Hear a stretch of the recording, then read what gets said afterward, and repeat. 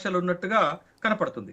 Right sir, అంటే 60 ఏండ్ల ఇప్పటికి 60 ఏళ్ళు అయిపోయింది జాతీయ పార్టీలు తమిళనాడు రాజకీయాలను శాసించి. స్వాతంత్రం వచ్చిన తర్వాత ఒక 2 దఫాలు మాత్రమే కాంగ్రెస్ పార్టీ అక్కడ రూల్ చేయడం జరిగింది. ఆ తర్వాత ద్రవిడ పార్టీలు వచ్చాయి, డిఎంకే, ఏఐడిఎంకే, వీటి మధ్యలోనే పవర్ షేరింగ్ జరుగుతూ ఉంది. భారతీయ జనతా పార్టీ చాలా ప్రయత్నం చేస్తోంది, కానీ ఒక పశ్చిమ బెంగాల్లో 10 ఏళ్లలో పుంజుకున్నంతగా 60 ఏండ్లుగా ఎందుకు తమిళనాడును ఏ జాతీయ పార్టీ టచ్ చేయలేకపోతుంది? తమిళనాడులో ఇప్పుడు బీజేపీ చేస్తున్నటువంటి ప్రయోగం, పళనిస్వామిని ముందు పెట్టి చేస్తున్నటువంటి ప్రయోగం ఎంతవరకు బీజేపీకి కలిసి వస్తుంది అనుకోవచ్చు? ఇప్పుడు దేశంలోనే కాదు, ప్రపంచంలోనే భారతీయ జనతా పార్టీ ఒక బలమైనటువంటి పార్టీగా ఎదిగింది. కానీ భారతీయ జనతా పార్టీని వేధిస్తున్నటువంటి ఒక సమస్య ఏంటి అని అంటే, ఉత్తర భారతదేశంలో ఎదిగినంత వేగంగా, ఎదిగినంత బలంగా దక్షిణ భారతదేశంలో భారతీయ జనతా పార్టీకి అవకాశాలు దక్కట్లేదు అనేటటువంటి విషయం ఎన్నికల ఫలితాలే స్పష్టం చేస్తున్నాయి. ఒక్క కర్ణాటకలో తప్ప భారతీయ జనతా పార్టీ మరి ఏ రాష్ట్రంలో కూడా అంత బలంగా కనపడట్లేదు మనకి.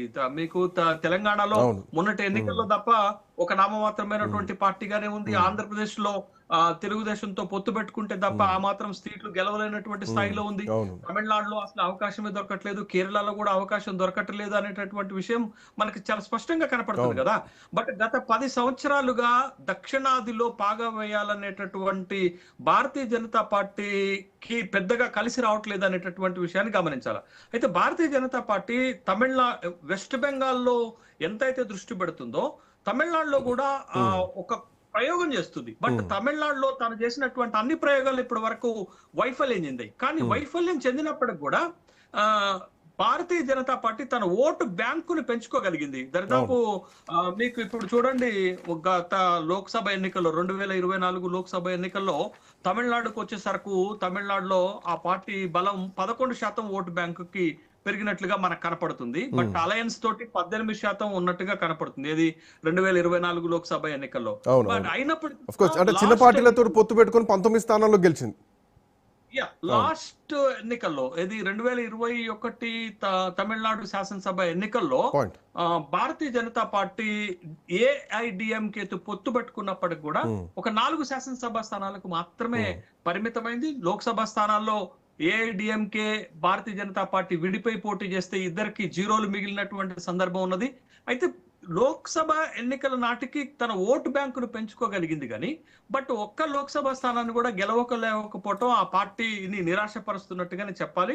బట్ అంటే ఇక్కడ మెయిన్ అంటే పాయింట్ ఏంటి, ప్రయారిటీ పాయింట్ ఏమై ఉండొచ్చు? ప్రజలు యాక్సెప్ట్ చేయట్లేదు అంటే హిందీ మాట్లాడుతున్నారు కాబట్టి ఉత్తర భారతీయ పార్టీ లాంటి సిద్ధాంతంలోకి తమిళ ప్రజలు చూస్తున్నటువంటి మాట ఏమని అనుకోవాలి? ఎందుకంటే 2015లో బీజం పడితే భారతీయ జనతా పార్టీ 2026కు ప్రధాన ప్రతిపక్షంగా ఉంది. కానీ 2001లోనే డిఎంకేతో పొత్తు పెట్టుకొని భారతీయ జనతా పార్టీ కొన్ని సీట్లు గెలిచింది. ఐ థింక్ సో 4 సీట్లు గెలిచినట్టు గుర్తు డిఎంకేతో పొత్తు పెట్టుకొని. బట్ అప్పుడు ఏడిఎంకే అధికారంలోకి వచ్చింది, జయలలిత ముఖ్యమంత్రి అయ్యారు. ఎందుకు బీజేపీకి తమిళనాడు కలిసి రావట్లేదు అంటే ఏం చెప్పొచ్చు? ఒక బీజేపీకే కాదు, మీకు జాతీయ పార్టీలకు అటు కాంగ్రెస్ పరిస్థితి కూడా తమిళనాడులో అదే విధంగా ఉన్నప్పటికీ కూడా 1967లో అన్నాదురై నేతృత్వంలో డిఎంకే అధికారంలోకి వచ్చిన తర్వాత ఇప్పటి వరకు కూడా తమిళనాడులో ద్రవిడియన్ పార్టీలకు తప్ప మిగతా ఏ పార్టీలకు కూడా అధికారం అంచులకు కూడా దరిదాపులకి అక్కడ తమిళ ప్రజలు రానియట్లేదు అనేటటువంటి విషయాన్ని గమనించాలా. రెండోది, తమిళనాడులో ఉన్నటువంటి సోషల్ కంపోజిషన్స్ లో కూడా భారతీయ జనతా పార్టీకి నష్టం చేస్తుంది అనేటటువంటి విషయాన్ని గమనించాలి. కొన్ని అగ్రవర్ణాల ఓట్లను భారతీయ జనతా పార్టీ సాధించుకోగలిగినటువంటి సందర్భం ఉన్నప్పటికీ కూడా కొన్ని బలమైనటువంటి సామాజిక వర్గాలు అయితే ఏడిఎంకే తోటో డిఎంకేతో ఉండటం వల్ల భారతీయ జనతా పార్టీకి కలిసి రావటం లేదు అనేటటువంటి విషయాన్ని గమనించాలి. కాబట్టి భారతీయ జనతా పార్టీ ఏదో ఒక ద్రవిడ్ పార్టీకి తోక పార్టీగా మిగిలిపోవటం తప్ప, అది కాంగ్రెస్ పరిస్థితి అయినా అంతే, భారతీయ జనతా పార్టీ పరిస్థితి అయినా అంతే. కాబట్టి బట్ భారతీయ జనతా పార్టీ ఆశించిన స్థాయిలో తమిళనాడులో ఎదగలేకపోతుంది. అధికారంలోకి వచ్చే సంగతి పక్కన పెట్టండి, కనీసం మినిమం స్థాయిలో ఒక దేశాన్ని పరిపాలిస్తున్నటువంటి పార్టీ ఒక కనీసపు స్థాయిలో కూడా అక్కడ శాసనసభ స్థానాలను, లోక్సభ స్థానాలను గెలుచుకోలేకపోవటము ఆ పార్టీకి కొంత నిరాశ కలిగిస్తుంది. ఆ పార్టీ కొన్ని ప్రయోగాలు చేసింది. అన్నామలై లాంటి ఒక అగ్రెసివ్ లీడర్ ని పట్టుకొని వచ్చి అక్కడ ఒక బలంగా ప్రయత్నాలు చేసినప్పటికీ, ప్రయోగాలు చేసినప్పటికి కూడా ఆ ప్రయోగాలు వైఫల్యం చెందాయి.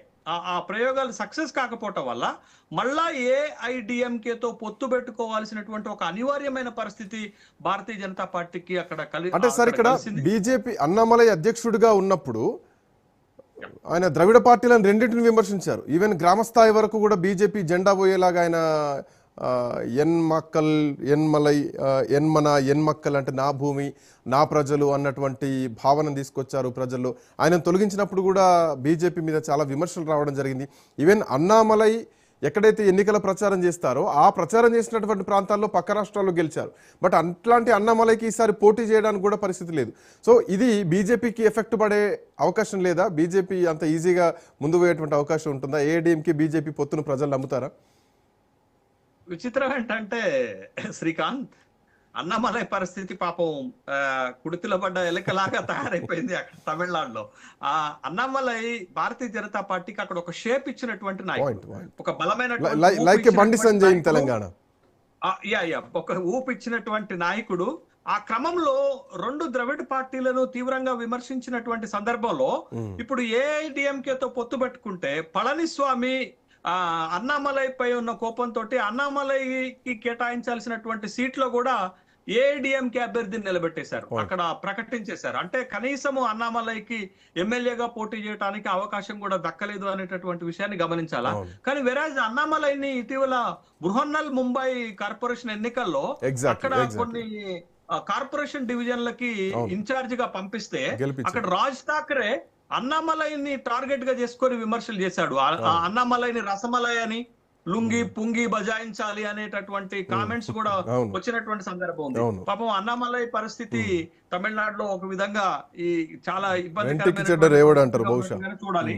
బట్ భారతీయ జనతా పార్టీకి ఒక అనివార్యం ఉంది శ్రీకాంత్ తమిళనాడులో. ఏదో ఒక ద్రవిడ్ పార్టీ తోకబట్టుకోకుండా, ద్రవిడ్ పార్టీలతోటి పొత్తు పెట్టుకోకుండా ఆ రాష్ట్రంలో నిలబడలేనటువంటి స్థితి ఇప్పటికీ భారతీయ జనతా పార్టీకి ఉండటం ఆ పార్టీకి కొంత అసంతృప్తిని కలిగిస్తున్నటువంటి అంశంగానే మనం చూడాలి. భవిష్యత్తులో కూడా తమిళనాడులో భారతీయ జనతా పార్టీకి పెద్దగా అవకాశాలు మెరుగుపడకపోవచ్చు. ఒకవేళ ఏదైనా అవకాశం మెరుగుపడితే అది ఏఐడిఎంకేతో ఉన్నటువంటి అలయన్స్ తో తప్ప తన సొంత బలంతో జరగదు అనేటటువంటి విషయం భారతీయ జనతా పార్టీ అధినాయకత్వానికి కూడా అర్థమైనట్టుగానే నాకు కనపడుతుంది. అందుకే ఎన్ని ఆరోపణలున్నా పళనిస్వామి తోటి ఏఐడిఎంకే తోటి పొత్తు పెట్టుకోవాల్సినటువంటి ఒక అనివార్యమైన పరిస్థితి ఇప్పుడు తమిళనాడులో భారతీయ జనతా పార్టీకి కనపడుతుంది. Sir, coming to Kerala, Bharatiya Janata పార్టీకి ఒక ఫైనల్ బోర్డర్ నా దృష్టిలో కేరళ. సో అక్కడ